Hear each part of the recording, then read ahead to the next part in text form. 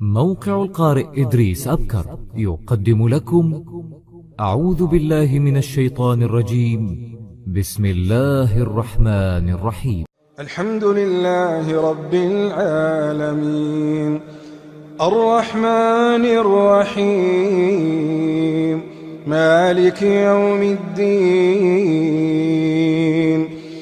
إياك نعبد وإياك نستعين اهدنا الصراط المستقيم صراط الذين أنعمت عليهم غير المغضوب عليهم ولا الضالين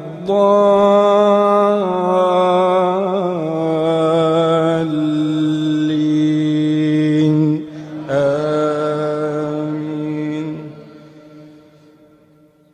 إذا زلزلت الأرض زلزالها وأخرجت الأرض أثقالها وقال الإنسان